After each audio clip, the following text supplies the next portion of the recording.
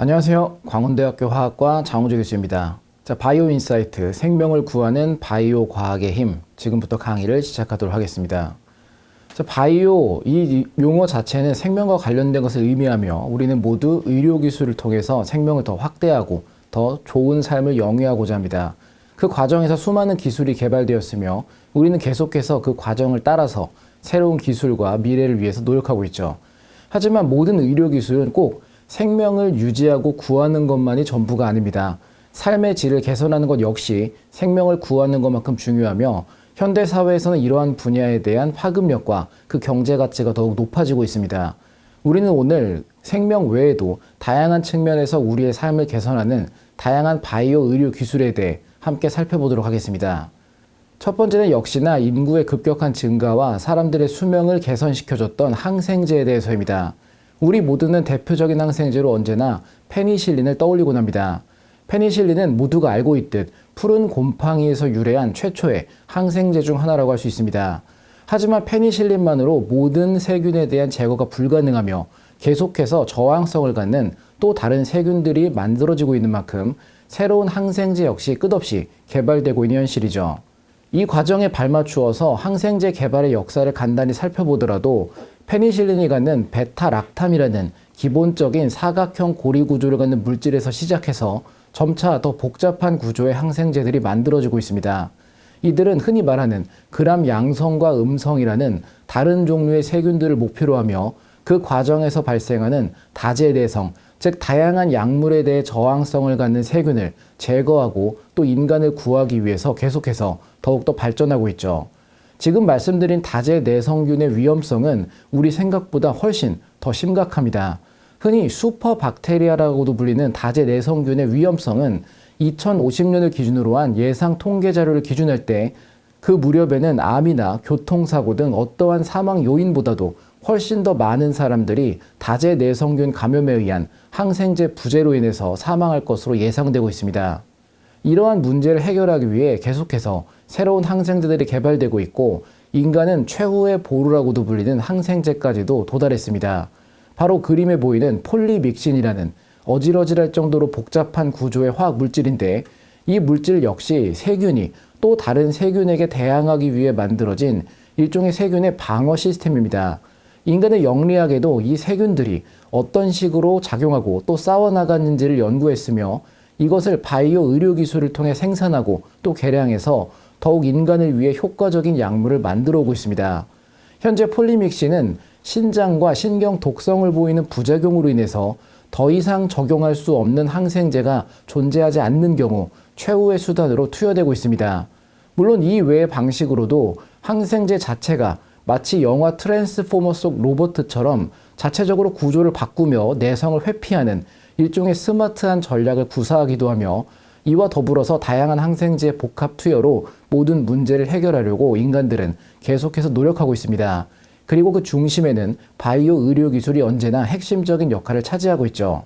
조금 더 우리 삶과 밀접한 또 여러분들이 경험해 보셨을 수 있을 주제로 넘어가 본다면 바로 비만 치료제가 되겠습니다. 현재 다양한 비만 치료제들이 개발되고 있고 비만은 우리가 생각하는 질병이라고 보기에는 애매하지만 또 다른 많은 위험한 질병들의 원인이 되는 가장 위험적인 그리고 영양 과잉의 시대에 우리가 필수적으로 겪을 수밖에 없는 문제를 해결할 수 있는 유일한 치료제로 탄생하고 있습니다. 비만 치료제에 대해 들어보신 분이 있지만 그 구체적인 작동 원리를 궁금하지만 찾아보지 못한 분도 많으실 텐데 이번 기회에 이 내용에 대해 조금 더 구체적으로 살펴본다면 비만 치료제, 다름으로 GLP-1이라 불리는 이 물질들은 흔히 말하는 글루카곤 라이크 펩타이드 1, 다시 말해 글루카곤과 유사한 펩타이드라고 할 수 있습니다. 펩타이드는 아미노산들이 여러 개 연결된 일종의 생분자라고 말할 수 있으며 글루카곤은 우리 몸에 원래 존재하는 우리의 혈당을 제어하는 물질 중 하나입니다. 하지만 흥미로운 것은 글루카곤 자체는 혈당을 높이는 역할이 있지만 글루카곤 라이콘 펩타이드는 반대로 작용합니다. 이러한 방식에서 사람들이 관심 갖게 된 것은 처음에는 당뇨 치료제로서 이 물질을 사용해왔지만 의외의 긍정적인 효과들이 관찰됩니다. 바로 환자들이 이상하게 체중이 감소하기 시작했고 그것이 몸에 무리가 가거나 또 다른 문제가 아닌 오히려 건강하게 체중이 감소하는 비만 치료제의 가능성이 확인된 것입니다. 당연히 사람들은 이 부작용을 유용하게 활용해보고자 노력하기 시작했고 글루카곤 라이크 펩타이드가 갖는 흥미로운 성질들이 계속해서 관찰됩니다.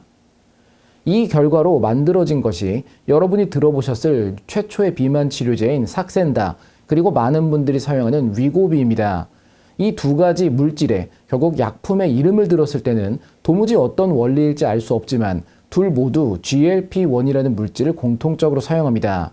삭센다라는 의약품의 정보를 보시면 리라글루타이드라는 화학물 명칭이 쓰여 있고 위고비에는 이와는 조금 다른 세마글루타이드라는 물질이 쓰여 있습니다.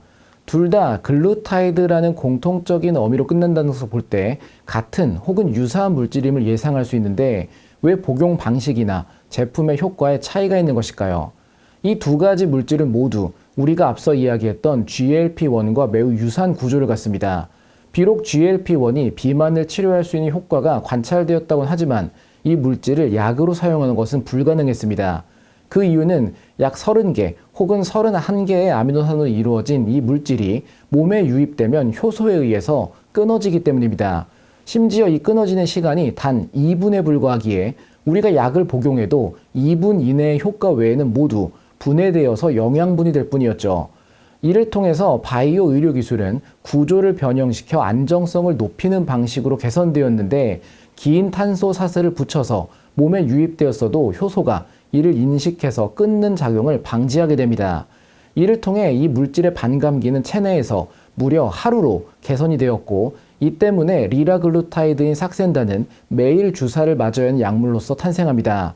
하지만 이와는 다른 일주일에 한 번만 접종해도 되는 위고비의 경우에는 세마글루타이드에서 추가적인 구조 변경이 이루어졌기 때문에 몸속에서의 반감기가 무려 일주일로 개선되었습니다. 이처럼 단순히 어떤 약품은 왜 매일 복용해야 하며 또 다른 약품은 일주일의 간격이 있는가는 화학적인 작용 그리고 바이오 의료 기술의 발전을 통해서 이 물질의 효과가 개선되었기 때문입니다. 참고로 이 그림의 마지막 오른쪽 아래 쓰여 있는 티르제파타이트라는 물질이 최근 새롭게 등장한 마운자로라는 화학 물질이며 더욱더 많은 작용이 이루어졌기에 이 물질은 같은 일주일의 반감기를 갖지만 비만 치료 효과가 더욱 뛰어나다고 말할 수가 있습니다. 하지만 주사를 통해서 약을 복용하는 것은 모두에게 그리 선호되는 방식이 아닙니다. 우리는 약물 전달학적 관점에서 이를 침습적 적용이라고 부르며 누구나 주사를 통해 통증과 또 불편함을 느끼는 것을 원하지 않죠. 이를 통해 우리가 한 번쯤은 소식을 들어봤을 구강 복용을 통해서 적용되는 약품으로서의 비만 치료제가 산생하게 됩니다. 앞서 살펴본 것 같은 GLP-1이 작용하는 위치에 어떠한 화학 물질이 똑같이 끼어들어가 작용할 수 있다면 단백질 물질 혹은 펩타이드 물질은 우리가 음식을 먹으면 위와 소화기관에 의해 분해되는 것처럼 장기간 구강 복용이 불가능해지지만 여기 나와 있는 다누클리프론이라 불리는 물질은 화학 물질이기 때문에 입으로 복용해도 우리 위와 장을 거치면서 분해되지 않습니다. 이러한 방식의 물질을 우리는 3세대 비만 치료제라고 이야기하며 예상되기로는 내년 출시를 앞두고 있습니다. 앞서 말씀드린 것처럼 새로운 작용 기전을 갖기 때문에 매일 한 알의 약을 먹는 것만으로도 똑같은 효과를 가질 수 있고 심지어 기존의 비만 치료제들이 갖는 부작용이라는 근육이 함께 빠져나가는 효과가 방지되어서 오히려 근육이 성장되어 이 약품을 사용할 경우에는 지방은 감소하지만 오히려 근육량이 늘어나는 효과가 이미 동물 실험에서 입증되었기 때문에 우리는 조금 더 윤택한 삶을 누릴 수가 있을 것입니다. 다음 주제로는 비만만큼이나 많은 사람들이 고민하는 그리고 도대체 왜 치료제가 개발되지 않는지 의아하며 개발한 사람은 노벨 평화상을 받을 것이다 라고까지 예상되는 바로 탈모 치료제입니다. 탈모 역시 많은 사람들의 고민거리가 되는데 흔히 탈모는 남성 호르몬과 관련되어 있다고 많이 이야기합니다. 이를 통해서 탈모가 많이 진행된 사람들은 흔히 스태미너가 좋다는 등과 같은 속설이 돌기도 하는데 이는 사실상 낭설에 불과합니다. 하지만 확실한 것은 다양한 탈모의 종류 중 남성 호르몬이 관여하는 안드로젠성 탈모가 가장 보편적이고 또 우리들이 해결할 수 있는 제일 간단한 문제라는 것입니다. 남성 호르몬, 다른 이름으로 테스토스테론이라 불리는 이 물질은 체내에서 매우 중요한 작용을 합니다. 그것도 테스토스테론이 화학적 작용을 통해 만들어지는 다이하이드로테스토스테론, 줄여 말해 DHT라는 물질은 탈모를 유발하는 물질이기도 하지만 이 물질은 인체에 필수적입니다. 작용하는 곳만을 간단히 보더라도 흔히 건강검진 때 보고되는 체내 지방 수치 중 이것은 유익한 지방질이다 말하는 HDL, 바로 고밀도를 갖는 지방 수치는 감소시키지만 그 외 모든 부분에 대해서 긍정적인 효과를 보입니다. 예를 들어 심혈관 건강을 증진시키며 인슐린 분비를 높여 지방을 감소시키고 또 근육량과 뼈의 밀도를 증가시킵니다. 이 때문에 테스토스테론 수치가 높은 경우 근성장과 근육 비대가 쉽게 가능해서 남성 호르몬을 이용한 스테로이드 복용 같은 것이 적용된 이유입니다. 이러한 과정 모두는 우리 몸에서 자연적인 효소의 반응으로 이루어집니다. 바로 5알파 환원 효소라는 인체 필수적인 효소가 테스토스테론을 DHT로 변환시키게 되는데 이 과정에서 에너지가 소모되고 또 다양한 화학 반응들이 일어나게 되죠. 하지만 이러한 유용한 물질이 우리 몸에 일으키는 유일한 단점이 있으니 바로 탈모입니다. 5알파 환원 효소에 의해 만들어지는 DHT는 우리 모낭에 있는 모세혈관 부분에 작용해 이를 더욱더 축소시키고 모발에 공급되는 혈액과 그리고 모발에 공급되는 영양분을 낮춰서 모발이 점점 줄어들고 모낭이 수축해서 결국 머리카락이 빠지는 문제를 만들어냅니다. 단지 우리의 목적이 모발의 이탈을 막기 위한 것이라면 단순하게 생각했을 때 5알파 환원 효소의 작용을 억제할 수 있다면 이 모든 문제를 일으키는 물질이 감소할 수밖에 없겠죠. 이러한 방식으로 개발된 약품들이 현재 상용에서 많이 보급되고 있는 프로페시아 그리고 아보다트라는 두 가지 화학물질들입니다. 이들은 피나스테리드와 두타스테리드라는 이름을 가지고 있는 화학물질들인데 우리가 지금까지의 이야기로부터 쉽게 예상할 수 있듯 이 두 물질은 5알파 환원 효소의 기능을 억제합니다. 이를 통해 탈모를 유발하는 DHT의 생성이 억제되는데 많은 경우 이 약품들을 장기 복용할 경우 우리 몸의 시스템이 붕괴되어서 혹시 비가역적인 문제가 발생하는 것은 아닐까 우려하지만 이 약품들을 끊게 되면 다시금 효소는 작용하고 우리 몸은 정상으로 돌아옵니다. 이 때문에 탈모 치료제를 한번 복용했을 때 계속해서 복용해야만 탈모를 방지할 수 있는 이유이기도 합니다. 다른 방식으로는 미녹시딜이라는 머리에 바르거나 최근에는 경구 투여로 적용되는 약품도 있는데 이 약품 역시 비만 치료제가 당뇨병 치료제로부터 의외의 효과가 발견되어서 약품이 된 것처럼 원래 목적은 고혈압을 치료하기 위한 목적이었지만 부작용이 관찰되면서 탈모 치료제로 각광받게 됩니다. 바로 전신의 채모가 점점 더 많이 난다는 다소 기괴한 부작용이었는데 자연스럽게 채모에 대해 관심이 많은 사람들은 이 약품을 우리의 목적지인 머리에 바른다면 당연히 머리카락의 이탈을 막고 더 자랄 수 있도록 만들 수 있을 거라 기대하게 됩니다. 이 효과와 마찬가지로 미녹시딜은 머리카락을 더 잘 자라게 만들어주는 효과가 있지만 단점이라면 탈모를 막아준다기보다는 모발을 더 잘 자라게 하는 발모제로서의 효과라고 볼 수 있습니다. 하지만 이러한 모든 것들이 본질적으로 탈모를 치료할 수 있는 것은 아닙니다. 탈모 치료는 근본적으로 불가능합니다. 만약에 탈모가 완전히 진행되었다면 우리의 모낭세포가 이미 죽은 상태라는 것이고 이 죽은 세포를 화학물질이나 바이오 의약품으로 살릴 수 있음은 죽어버린 세포를 부활시킬 수 있다는 의미가 됩니다. 만약에 이런 것이 개발된다면 탈모 치료만이 아니라 신장세포나 우리의 심장, 그 외 장기들의 세포가 죽었을 때 이를 되살릴 수 있는 일종의 만병치료제와 같은 효과를 갖기 때문에 개발을 모두가 기대하지만 현실적으로 조금은 어려운 상황이라 할 수 있습니다. 그렇다면 이러한 문제를 해결하기 위해 바이오 의료 기술은 어느 단계에 이르렀을까요? 우리의 모발은 성장과 휴지를 반복합니다. 그 말은 모낭이 죽을 수도 있지만 반대로 잠들어 있는 모낭도 존재한다는 것이고 우리가 잠들어 있는 모낭을 깨운다면 이제까지 사라진 줄 알았던 모발들이 다시금 자라게 되는 현상으로 되돌아가게 됩니다. 이는 결국 휴면 모낭을 다시 깨우는 기술로서 발전했으며 현재 이런 기술들이 확립되고 있는 도중이어서 대규모의 투자금을 바탕으로 본격적으로 연구가 이루어지고 있습니다. 보이는 동물 실험 사진에서 확인할 수 있듯이 쥐를 대상으로 한 실험에서도 인위적으로 휴면을 유발한 모낭들이 모두 약품 처리를 통해서 되살아나 다시금 풍성한 채모를 만들어낼 수 있는 모습을 확인할 수 있습니다. 이제 조금 더 본격적이고 과학적인 내용의 바이오 의료 기술로 도입된다면 바로 얼마 전 노벨 화학상을 받기도 했던 유전자 가위로 관심을 돌려볼 수 있습니다. 유전자 가위는 흔히 우리 마음대로 어떠한 유전자의 위치도 자르고 또 편집할 수 있는 어마어마한 기술로 묘사되며 사실상 이러한 기술이 맞긴 합니다.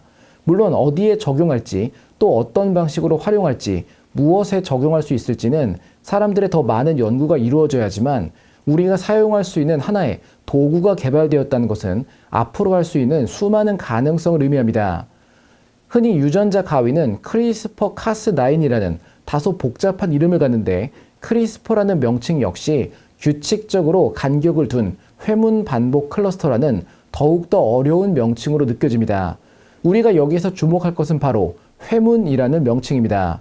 회문은 never, odd or even이라는 용어처럼 앞으로 읽든 이를 반대로 뒤에서부터 읽든 똑같은 알파벳 순서로 이루어져 있는 구조를 의미합니다. 우리가 조금 더 쉽게 떠올릴 수 있는 것은 드라마에도 등장했던 것처럼 오디오나 기러기, 토마토, 스위스와 같은 어느 방향으로 읽어도 같은 의미를 갖게 되는 단어들, 바로 이것이 회문 구조입니다.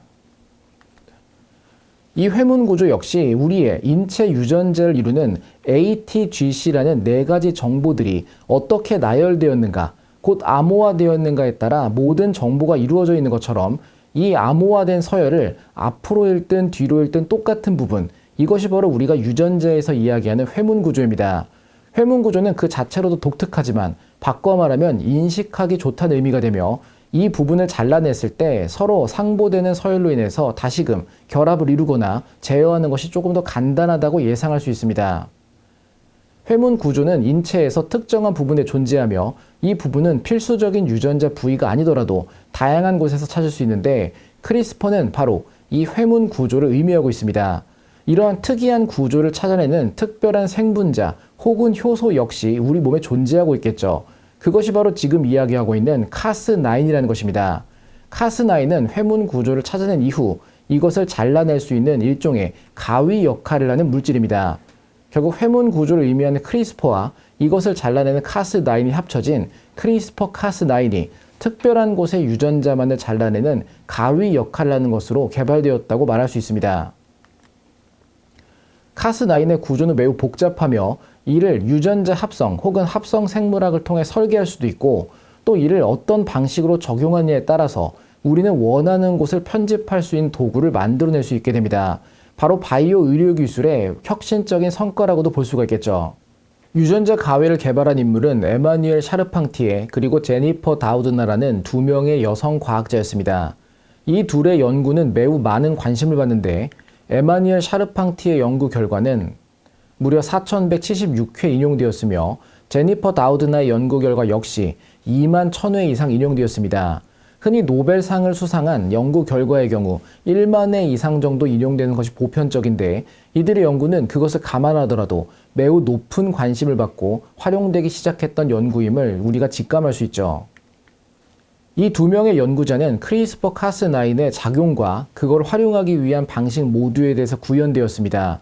원하는 곳을 찾아내고 잘라낼 수 있는 도구를 통해서 편집 기술이 실제로 작용할 수 있음을 보여주었으며 이를 통해 유전자 가위라고 우리가 쉽게 상상할 수 있는 세상에서 가장 작고 중요한 인간의 필수적인 암호 정보를 편집할 수 있는 도구가 탄생하게 됩니다. 많은 분들이 유전자 가위 기술이 과연 정말로 상용화될 수 있을지를 의문을 갖곤 합니다. 왜냐하면 인체는 무려 37조 개에 달하는 세포로 이루어져 있으며 이들 세포 각각은 핵을 갖고 그 핵에는 유전자의 응집체인 염색체로 이루어져 있기 때문이죠. 만약 유전자 치료를 한다면 모든 세포의 유전자를 다 고쳐야만 할 텐데 현실적으로 불가능할 것이 예상됩니다. 하지만 다행스럽게도 증상이 유발되지 않을 정도로만 교정해도 우리 몸은 그에 적응해서 문제를 해결할 수 있게 되며 그 첫 번째 성과가 겸형적혈구 빈혈증에게서 나타나게 됩니다. 겸형적혈구 빈혈증은 정상적인 도넛 모양을 갖는 적혈구가 아니라 유전적인 차이로 인해서 겸형, 즉 난 모양을 갖는 일그러진 형태의 적혈구가 만들어지는 질환입니다. 이들은 산소를 운반하는 기능이 떨어지는 것은 물론이고 그보다 심한 문제로 구조적인 특이성 때문에 혈관 내에서 뭉쳐 혈전을 만들고 이를 통해 심혈관 질환을 유발한다는 큰 문제를 갖습니다.